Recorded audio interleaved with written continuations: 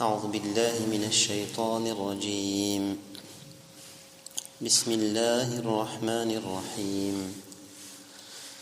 وإما نرينك بعض الذي نعدهم أو نتوفينك فإنما عليك البلاغ وعلينا الحساب أولم يروا أنا نأتي الأرض ننقصها من أطرافها والله يحكم لا معقب لحكمه وهو سريع الحساب وقد مكر الذين من قبلهم فلله المكر جميعا يعلم ما تكسب كل نفس وسيعلم الكفار لمن عقبى الدار ويقول الذين كفروا لست مرسلا قل كفى بالله شهيدا بيني وبينكم ومن عنده علم الكتاب صدق الله العظيم.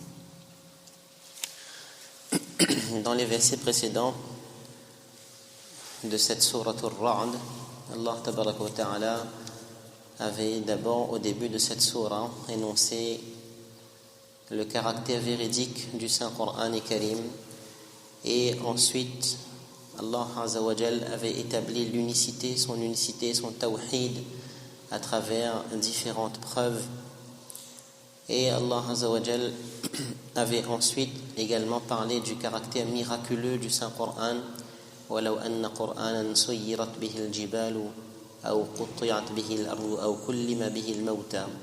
Et nous avions vu la fois précédente que les mouchikoun, les polythéistes de Makkatul Mukarrama se moquaient de Rasulullah sallallahu alayhi wa sallam et qu'Allah Azza wa Jal avait donc répondu à titre de réconfort, de consolation pour le saint prophète sallallahu alayhi wa sallam que c'était une habitude des gens d'affronter et de s'opposer aux messagers de l'époque. Dans le verset que nous avons récité aujourd'hui, Allah Azza wa Jal s'adresse à Rasulullah sallallahu alayhi wa sallam justement en lui disant wa imma nuriyannaka ba'd alladhi na'iduhum aw natawaffayannaka fa innama 'alayka al-balaghu wa 'alayna al-hisab. La traduction en ce sens, Allah tabarak wa ta'ala dit que nous te fassions voir au prophète sallallahu alayhi wa sallam une partie du azab dont nous avons promis ou que nous te rappelions à nous avant cela, c'est-à-dire que tu sois rappelé vers Allah subhanahu wa ta'ala avant que ce châtiment, ce azab n'apparaisse. Il ne t'incombe que de transmettre et c'est à nous de leur demander des comptes. فَإِنَّمَا عَلَيْكَ الْبَلَاغُ وَعَلَيْنَا الْحِسَابُ. Ma'ana Shafali Ta'ani rahmatullahi alayhi dit que le prophète sallallahu alayhi wa sallam, son souci et son fikr, comme vous le savez, il a été envoyé kaffatan linnas, rahmatan lil alamin, pour l'humanité tout entière. Et Rasulullah sallallahu alayhi wa sallam pensait que si par exemple le châtiment d'Allah subhanahu wa ta'ala apparaissait en raison du refus de cette prophétie, alors les gens auraient cru. Le prophète d'Allah sallallahu alayhi wa sallam les invite vers la religion d'Allah subhanahu wa ta'ala, les invite vers sa prophétie et leur dit également que si vous ne croyez pas, alors c'est un mubashir, bashiran, il est annonciateur de la bonne nouvelle, il est nazir également, il est avertisseur. Donc Rasulullah sallallahu alayhi wa sallam les avertit également que si vous ne croyez pas, alors vous vous exposez à la colère, à la punition d'Allah subhanahu wa ta'ala. Sauf que, qu'est-ce qui se passe? Les gens de Makkatul Mukarrama ne croient pas au prophète sallallahu alayhi wa sallam. Ils s'opposent à Rasulullah sallallahu alayhi wa sallam. Ils l'affrontent. Il n'y a pas de azab. Donc ça peut être une cause de doute. Donc le prophète sallallahu alayhi wa sallam, lui, il pensait que s'il refuse, donc il fallait que la punition arrive. Allah tabaraka wa ta'ala dit non, ne t'inquiète pas, ce n'est pas de ta responsabilité. Innama alayka al-balagh. Ta responsabilité, c'est de transmettre le message. Et c'est vrai que parfois, on a du mal également à dissocier ces deux aspects lorsqu'on invite vers Allah subhanahu wa ta'ala, on invite, on fait nasiha, on fait da'wa, maw'idha vers Allah subhanahu wa ta'ala, innama alayka al-balagh. C'est-à-dire que la hidayah, la véritable guidée, elle appartient à Allah subhanahu wa ta'ala. Yahdi man yasha'u ila siratin mustaqim. Et c'est Allah subhanahu wa ta'ala qui prend les comptes. Wa alayna al-hisab. Donc, Mawlana Thani rahmatullahi alayhi dit que Allah tabaraka wa ta'ala rappelle à Rasulullah sallallahu alayhi wa sallam que ne te soucie pas de cela, ils n'ont pas cru et que malgré tout il n'y a pas eu de adhab ou pas, ça ce n'est pas de ta responsabilité. Innama alayka al-balagh wa alayna al-hisab. Dans le deuxième verset, Allah subhanahu wa ta'ala nous dit et fait comprendre au prophète d'Allah sallallahu alayhi wa sallam et aux gens de Makkatul Mukarrama également que même si vous n'avez pas encore vu le azab, le châtiment réel, alors ne vous suffit-il pas comme signe de la promesse d'Allah subhanahu wa ta'ala que quoi? Eh bien que ne voit-il pas que nous assaillons la terre et la réduisons de tous côtés? C'est-à-dire que ne voit-il pas que déjà l'islam est en train de se propager et qu'ils sont en train de perdre du terrain? Alors Mawlana Cheikh Ali Thani rahmatullahi alayhi dit na'til arda nanqusuha min atrafiha. Si on traduit, on va dire plus proche de la manière littérale, nous sommes en train de réduire la terre. Réduire la terre, ça veut dire quoi? Que les futuhat islamiyya, les conquêtes, les expansions sont en train de s'accroître et d'augmenter. Alors dans cette explication de ce verset, Mawlana Thani rahmatullahi alayhi dit nanqusuha min atrafiha, que ici si on dit que cette sourate elle est makkiyya, c'est-à-dire qu'elle a été révélée avant la hijra, et avant la hijra il n'y avait pas encore de conquête, il n'y avait pas encore d'expansion. Alors comment expliquer cela? Soit premièrement on dit que ce verset-là, la sourate en elle-même, elle est considérée comme makkiyya, mais ce verset précisément il est madani. Et parfois ça arrive, ça veut dire certaines parties d'une sourate, elle est considérée comme étant révélée après la hijra. Ça c'est une première explication qu'il a donnée. Et deuxièmement, il dit que nanqusuha min atrafiha, que pas qubul islam, fath islamihi, c'est-à-dire que le fait que les gens acceptent l'islam, ça c'est déjà une expansion qu'Allah subhanahu wa ta'ala il est en train de donner. Donc c'est un prémisse de la promesse d'Allah subhanahu wa ta'ala. Awalam yaraw anna na'ti al-arda nanqusuha min atrafiha wallahu yahkumu la mu'aqqiba li hukmihi wa huwa sari'u al-hisab. Et c'est Allah subhanahu wa ta'ala, il est seul juge et personne ne peut s'opposer à son jugement et il est prompt à demander compte. Sayyidina Ibn Abbas radiyallahu anhuma, il a fait un tafsir ajib de ce verset. Awalam yaraw anna na'ti al-arda nanqusuha min atrafiha, qui n'est pas du tout en rapport avec ce qui a été dit tout à l'heure. Et Ibn Abbas radiyallahu anhuma, lui il dit la réduction de la terre, nuqsanu ahliha wa barakatiha, c'est le fait qu'il y ait des gens qui meurent et que la baraka elle disparaît. Imam Mujahid rahimahullah ta'ala il dit que nuqsanul anfus wa thamarat wa kharabil ard, le fait qu'il y ait des gens, la diminution de la population, diminution des denrées, plus particulièrement des fruits ici, et également le fait que, on va dire, la situation terrestre, elle se dégrade. De la même manière, dans une autre riwayat, Ibn Abbas radiyallahu anhu, il dit na'til arda nanqusuha min atrafiha kharabuha, la destruction de la terre bi mawti ulama'iha wa fuqaha'iha wa ahlil khayri minha. Ce n'est pas que la terre en elle-même, on va dire physiquement, elle est en train de se réduire, mais elle diminue, son état diminue. Dans quel sens? Par le fait que les savants meurent, que les fuqaha meurent, disparaissent, et les gens de bien également, ils disparaissent sur cette terre. L'imam Mujahid rahimahullah ta'ala également il dit que huwa mawtul ulama.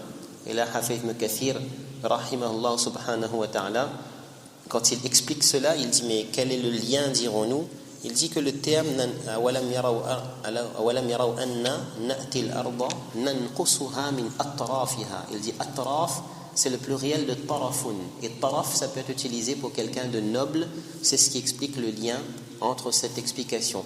Et il a cité d'ailleurs un petit poème en ce sens qui dit al-ardu tahya idha ma 'asha 'alimuha mata yamut 'alimun minha yamut tarafu. La terre, elle restera vivante tant que les savants vivront. Et elle mourra par la mort justement des savants et des gens qui sont des gens de bien. Donc ça c'est une explication également qui existe, qui est un peu moins connue.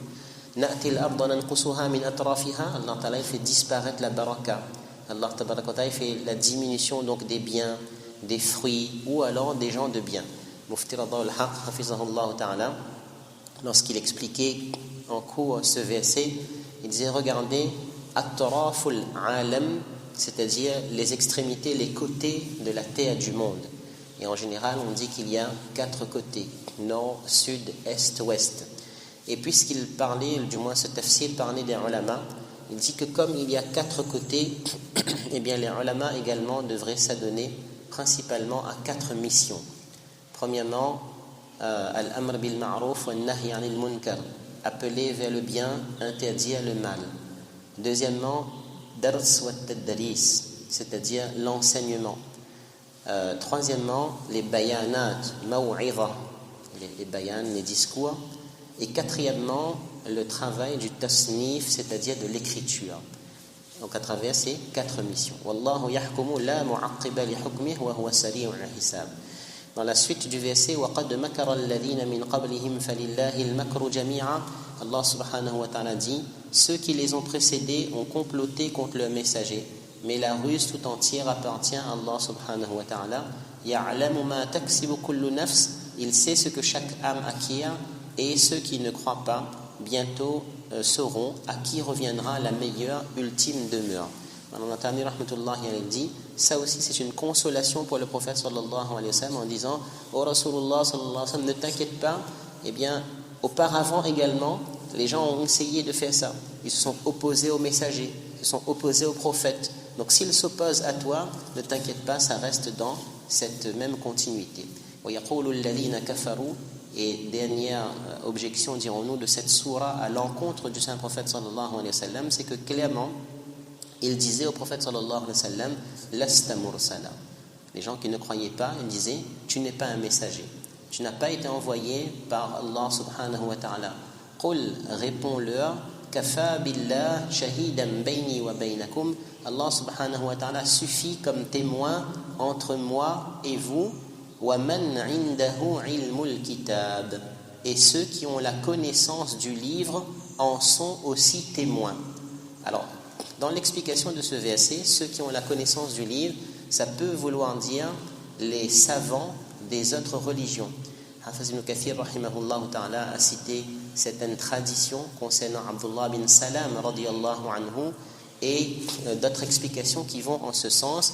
Et c'est vrai que comme Hafiz ibn Kathir rahimahullah ta'ala il a dit que ceux qui ont la science du livre, ça nous rappelle, et il ne faut pas l'oublier, que Rasulullah sallallahu alayhi wa sallam, sa description a été faite dans les livres qui ont été révélés précédemment.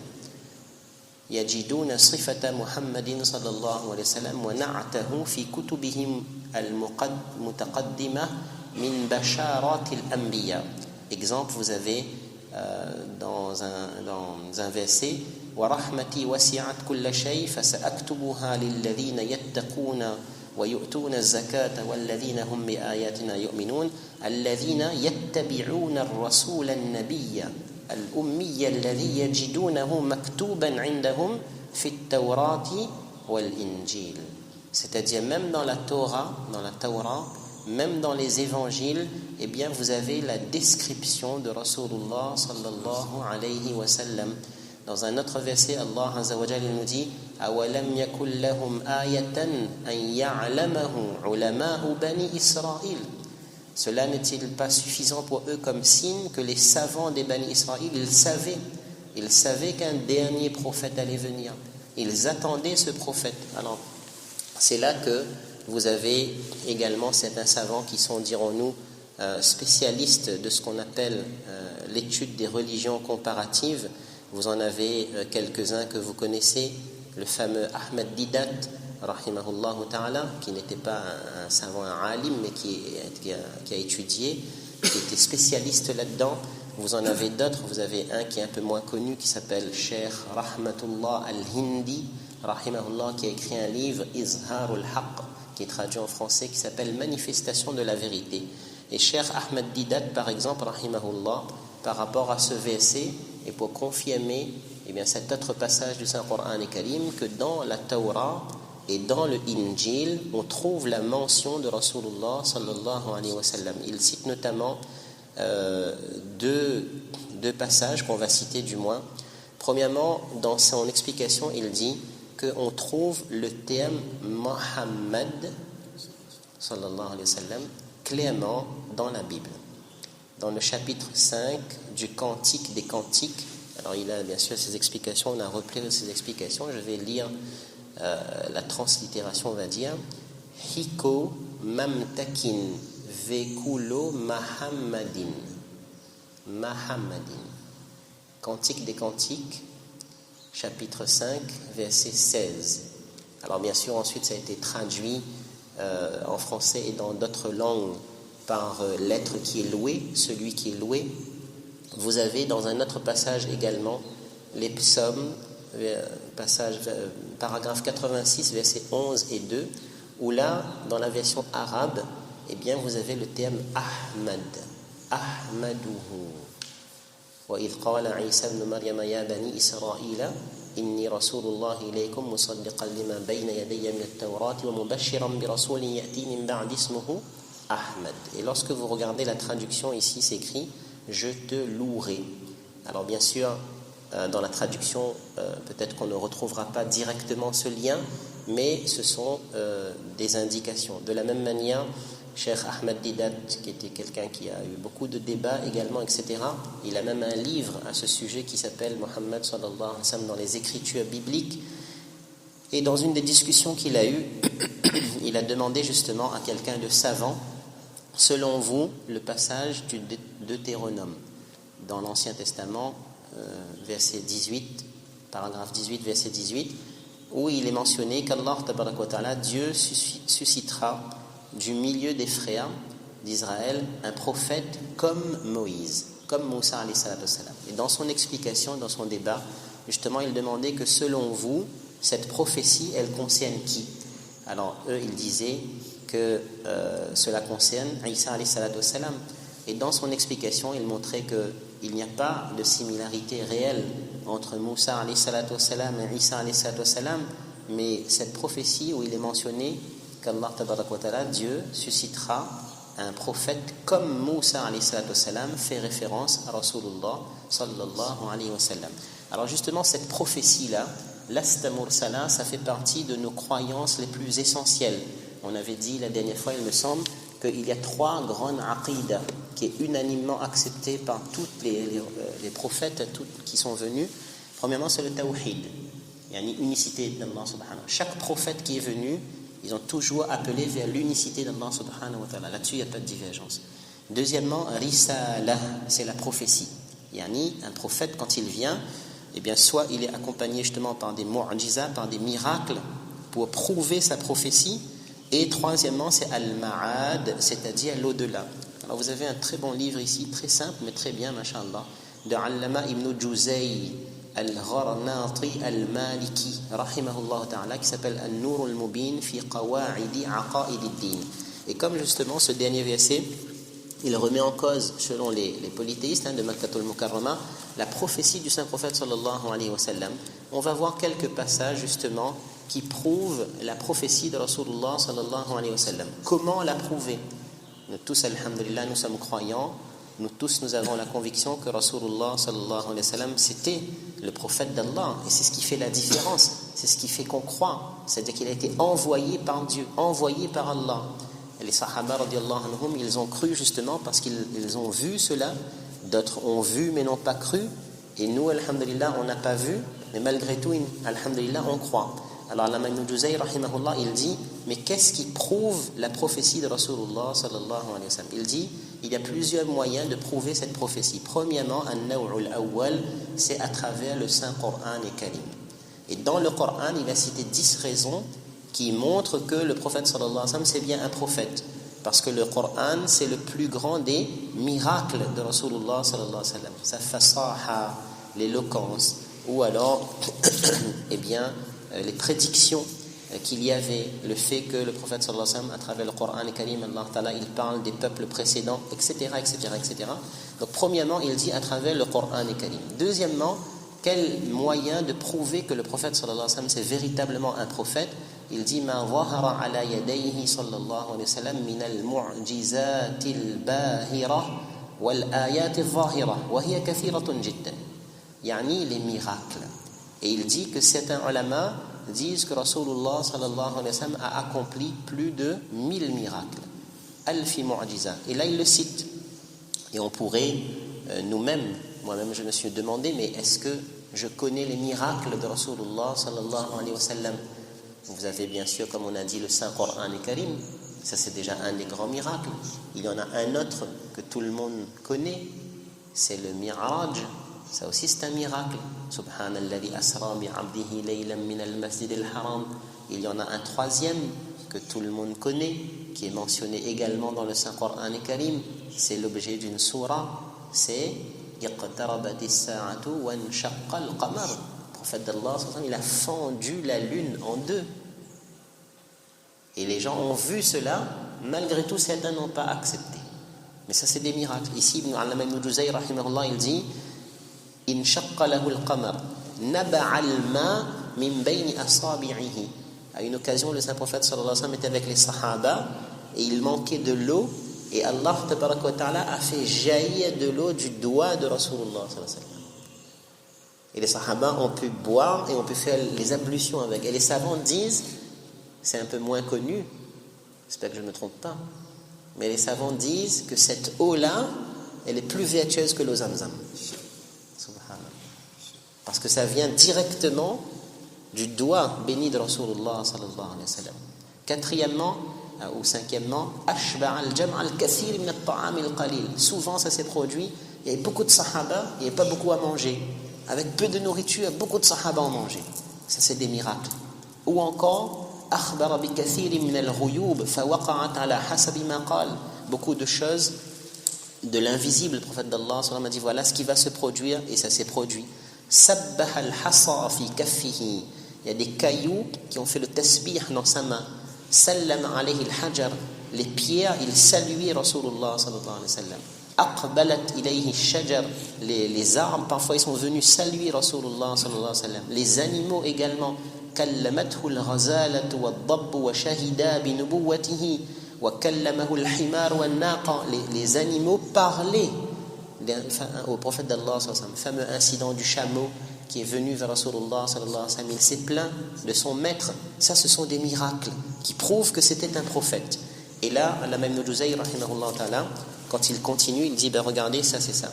Troisièmement, alors on a vu à travers le Saint-Coran et Karim, on a vu à travers les mu'jiza. Troisièmement, il dit qu'est-ce qui fait que le prophète d'Allah, le yaqin, la conviction, c'était un prophète. C'était le meilleur des prophètes, c'était le dernier des prophètes, alayhi salatu wa sallam, sallallahu alayhi wa sallam, alfa salam. Il dit al-istidlalu bima wahabahu Allah ta'ala min al-fada'il al-'azimah wa al-shama'il al-karimah wa ma jama'a lahu min as-siyar al-jamilah wal manaqib al-jalilah التي لا يجمعها الله تعالى إلا لأحب عباده إليه وأكرمهم عليه.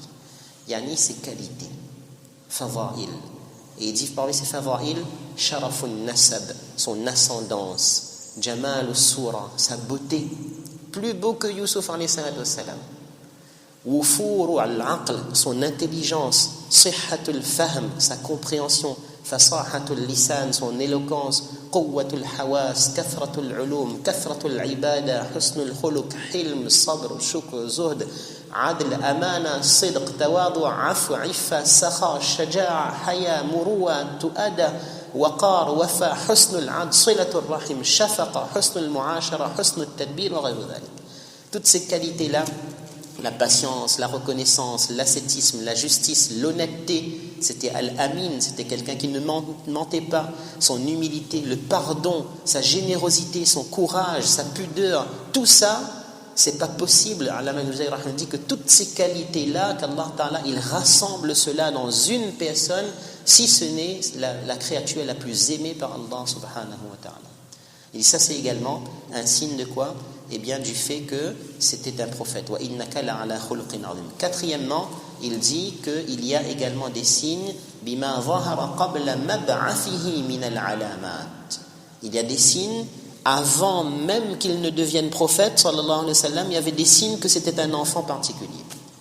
Et là maintenant, lorsqu'on se rappelle justement des incidents qui sont produits dans la sira, lors de la naissance même de Rasulullah sallallahu alayhi wa sallam, ma zahara fi mawlidihi min al-ajaib min an-nur alladhi kharaja 'inda wilad. Lorsqu'il est né, eh bien il y a une lumière qui a jailli. Le palais de Khosroès, le feu qui brûlait depuis des siècles s'est éteint. Tout ça, ça montre que c'est un prophète.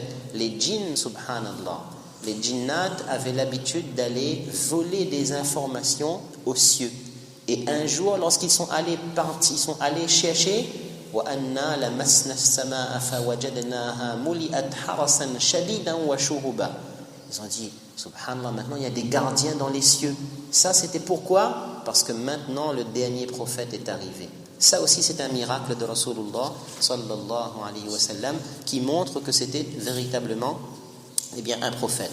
Et cinquièmement, il nous dit al-istidlal bima zahara ba'dahu. Ça, c'était avant sa naissance. Et bien, après également, lorsqu'il est devenu prophète, on a vu les miracles, etc. Et bien, le fait qu'il y ait autant de gens, subhanallah, qui aient accepté l'islam. Et juste pour confirmer, dirons-nous un petit peu cela, il faut savoir que cette prophétie de Rasulullah sallallahu alayhi wa sallam, eh bien, même des non-musulmans, ils ont d'ailleurs acquiescé, ils ont reconnu cela. Vous avez un dénommé Michael Hart, qui a écrit un livre sur les 100 personnes les plus influentes, les 100 personnes les plus influentes de l'histoire de l'humanité selon lui. Et il dit, c'est un non-musulman, certains lecteurs seront peut-être surpris de me voir placer Mohammed sallallahu alayhi wa sallam en tête des personnalités ayant exercé le plus d'influence dans le monde, et d'autres contesteront probablement mon choix. Cependant, Mohammed sallallahu alayhi wa sallam est le seul homme au monde qui ait réussi par excellence sur les deux plans, religieux et séculier. Vous avez également, certains le mentionnent, c'est assez connu, Allahu alam, c'est comment dire, réel ou pas, mais le fameux poète Lamartine, dont on rapporte qu'il a dit: si la grandeur du dessein, la petitesse des moyens, l'immensité du résultat sont les trois mesures du génie de l'homme, qui osera comparer humainement un grand homme de l'histoire moderne à Mohammed? Les plus fameux n'ont remué que des armes, des lois, des empires. Ils n'ont fondé, quand ils ont fondé quelque chose, que des puissances matérielles, écroulées souvent avant eux. Celui-là a remué des armées, des législations, des empires, des peuples, des dynasties, des millions d'hommes sur un tiers du globe habité. Mais il a remué de plus des autels, des dieux, des religions, des idées, des croyances, des âmes, sa longanimité dans la victoire, son ambition toute d'idées, nullement d'empire, sa prière sans fin, sa conversation mystique avec Dieu, sa mort et son triomphe après le tombeau attestent plus qu'une imposture, une conviction. Ce fut cette conviction qui lui donna la puissance de restaurer un dogme. Ce dogme était double: l'unicité de Dieu, d'Allah, et l'autre disant ce qu'il n'est pas, l'un renversant avec l'autre inaugurant avec la parole une idée. Philosophe, orateur, apôtre, législateur, conquérant d'idées, restaurateur de dogmes rationnels, d'un culte sans image, fondateur de 20 empires terrestres et d'un empire spirituel, voilà Mohammed, à toutes les échelles où l'on mesure la grandeur humaine. Quel homme fut plus grand? Lamartine, Histoire de la Turquie, Paris 1854, tome 1 et livre 1, page 280. Bref, tout ça pour dire quoi? Que même les non-musulmans, ils ont attesté de cela. Et c'est vrai que comme nous l'avons dit, les fada'il, les shama'il, en tant que croyants et en tant que croyantes, on doit s'approprier cela. On doit s'approprier cela, c'est-à-dire connaître notre prophète sallallahu alayhi wa sallam. Connaître également qu'est-ce qu'il a fait, connaître sa vie, connaître les incidents, connaître son caractère, connaître sa philosophie, connaître sa manière de penser et connaître également, masha'Allah, eh bien on va dire la famille de Rasulullah sallallahu alayhi wa sallam. Et malheureusement, juste pour terminer et conclure là-dessus, que parfois nous-mêmes et parfois encore plus nos propres enfants, bien, ils ne connaissent pas cela. Qu'Allah subhanahu wa ta'ala fasse que, Inch'Allah, ce principe essentiel de notre foi, qui est la croyance en Rasulullah sallallahu alayhi wa sallam, bien qu'on travaille, qu'on cultive cela et qu'on augmente et qu'on progresse, Inch'Allah. Wa sallallahu ala nabi al-karim. Rabbana taqabbal minna innaka antas-sami'ul alim. Subhanallah.